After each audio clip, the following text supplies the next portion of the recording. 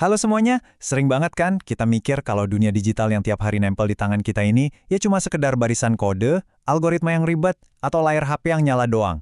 Padahal nih, di balik semua kemudahan itu, dunia digital tuh sebenarnya arena nyata, dan taruhannya gede banget. Ini bukan sekedar ruang bebas lepas tanpa batas, tapi ini adalah sebuah lanskap yang diatur sama aturan-aturan tak kasat mata. Aturan inilah yang nentuin siapa yang pegang kendali, siapa yang dilindungi, dan siapa yang bakal tergilas.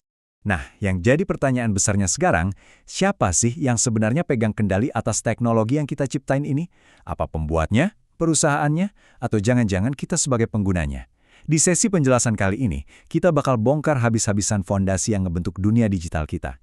Kita bakal ngupas tuntas soal batas hak kreator, membedah tanggung jawab moral para ahli di balik layar, sampai ngelihat dampak sosial yang supermasif buat masyarakat luas. Seru kan? Yuk, kita mulai! Jadi, ini dia agenda kita hari ini. Pertama, kita bakal bahas haki, alias hak kekayaan intelektual untuk melindungi inovasi. Terus kedua, kita masuk ke etika profesi IT. Ketiga, kita lihat gimana dampak sosial dari AI, dan pastinya kita tutup dengan kesimpulan. Oke, kita langsung masuk ke bagian pertama ya. Haki, melindungi inovasi. Coba bayangin, kalian bikin sesuatu yang keren banget. Nah, haki ini pada intinya adalah hak eksklusif dari negara buat karya hasil olah pikir kalian yang punya nilai ekonomi. Kenapa ini penting banget? Soalnya haki punya peran ganda yang jenius. Dia nggak cuma jadi semacam tameng buat mencegah orang lain nyuri karya kalian. Tapi yang lebih penting lagi, haki ini ngasih insentif. Logikanya gini, kalau para inovator ngerasa karyanya aman secara hukum, pastinya mereka bakal lebih semangat dong buat terus bikin inovasi-inovasi baru ke depannya. Terus, gimana hukum membagi perlindungan karya digital ini? Ada 3 kategori utama nih. Pertama, hak cipta atau copyright. Ini tuh ngelindungin wujud dari karyanya, kayak ribuan baris kode software atau desain antarmuka aplikasi kalian. Kedua, paten. Nah, kalau paten ini ngelindungin mesin teknologinya itu sendiri. Misalnya kalian nemuin algoritma keamanan yang super canggih. Dan yang ketiga, merek dagang atau trademark. Ini ibarat tameng identitas bisnis kalian di tengah pasar yang ketat banget. Contohnya ya logo atau nama produk kalian, biar nggak ditiru orang gitu. Terus gimana penerapannya di produk software yang sering kita pakai? Praktiknya ada 2 kutub yang beda banget. Di satu sisi ada proprietary software. Ini tuh sistemnya kaku dan tertutup. Contoh gampangnya kayak Windows. Kita bayar buat pakai, tapi kodenya digembok rapat. Nggak bisa kita otak-atik. Nah, di sisi sebaliknya ada open source software, kayak Linux. Kalau ini lebih demokratis. Kalian dibebasin buat belajar, ngebongkar, bahkan modifikasi kode di dalamnya. 2 jalan yang beda banget, tapi tujuannya sama, ngebawa teknologi ke tangan kita.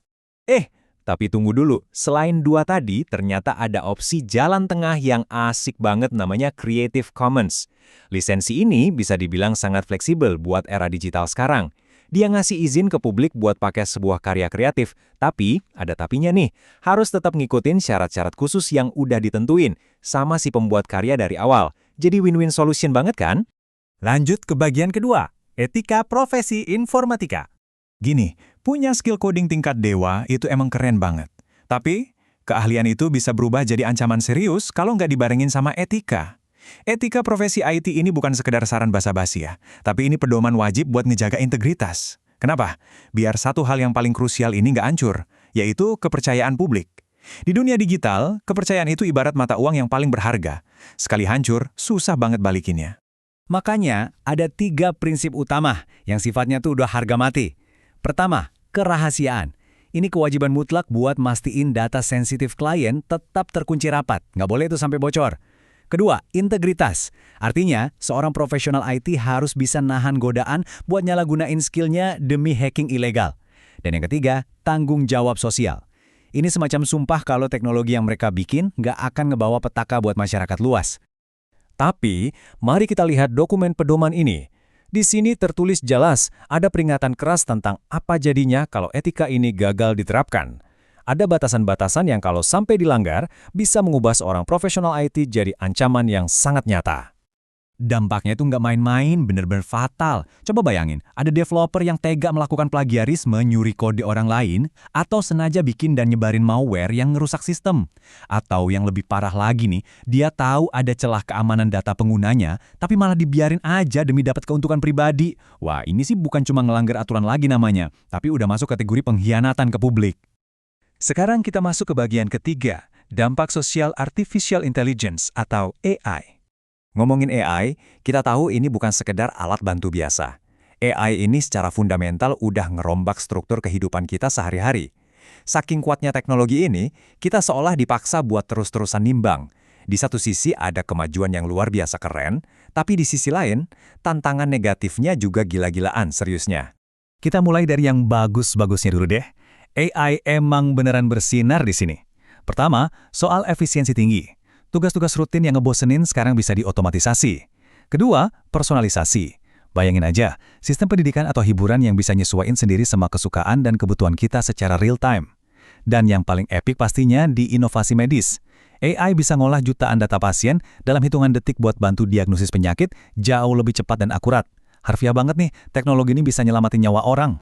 Tapi ya gitu, realitas kan nggak selalu seindah angan-angan. Barengan sama manfaat tadi, kita juga dihantam sama gelombang tantangan yang mendisrupsi masyarakat secara dalam banget. Dan ancaman-ancaman ini butuh perhatian dan regulasi secepatnya. Terus, apa aja tantangannya? Pertama, disrupsi lapangan kerja. Ini ancaman nyata di sektor pabrik atau admin, di mana tenaga manusia mulai digantiin sama efisiensi mesin. Nah, tantangan keduanya nggak kalah ngeri, bias AI. Gini, AI itu kan ibarat cermin dari data yang kita kasih. Kalau datanya udah punya sentimen rasis atau seksis, mesinnya bakal ikut-ikutan mendiskriminasi secara sistematis. Mulai dari milih kandidat pelamar kerja sampai keputusan di sistem peradilan. Serem banget kan? Belum lagi munculnya senjata misinformasi yang paling ditakuti abad ini, yaitu deepfakes. Sekarang AI bisa manipulasi video dan niruin suara tokoh-tokoh penting dengan akurasi yang bikin merinding. Percaya nggak? AI modelan sekarang cuma butuh sampel suara 3 detik doang buat bisa nge-cloning suara kalian sepenuhnya. Bahayanya, alat ini gampang banget disalahgunain buat nipu orang secara finansial atau bikin hoax politik yang bisa bikin heboh satu negara. Dan dampak sosial terakhir yang wajib kita pantau adalah soal privasi dan pengawasan. Kecerdasan buatan sekarang udah punya kemampuan buat ngenalin wajah kita di keramaian dan baca pola perilaku kita sehari-hari. Sistem pengawasan tanpa henti kayak gini jujur aja bikin banyak orang parno.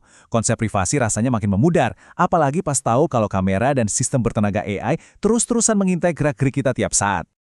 Terakhir, bagian keempat, kesimpulan. Jadi, kalau kita tarik benang merah dari semua pembahasan ini, inovasi AI itu emang melesat secepat kilat, bahkan sering ninggalin regulasi yang ada. Tapi ingat, keamanan dan kewarasan di dunia digital itu nggak ditentuin dari seberapa canggih barisan kodenya, melainkan dari karakter manusia di baliknya. Kita dituntut buat terus nyimbangin kemajuan teknologi ini sama fondasi hukum dan etika yang kuat. Karena ujung-ujungnya, tanpa etika, kemajuan teknologi itu bukan evolusi, melainkan kayak bunuh diri massal pelan-pelan. Sebagai penutup sesi penjelasan kita kali ini, saya mau ninggalin satu pertanyaan buat kalian pikirin. Kedepannya nanti, apakah AI bakal melayani dan ngebawa peradaban manusia ke era keemasan? Atau jangan-jangan malah kita lah yang bakal dijajah sama algoritma yang kita bikin sendiri? Jawabannya nggak ada di dalam mesinnya. Jawabannya ada pada keputusan-keputusan etis yang kalian, saya, dan kita semua ambil mulai hari ini. Kalian yang menentukan. Terima kasih udah ngikutin sesi kali ini dan jangan berhenti untuk terus mempertanyakan dunia digital di sekitar kita.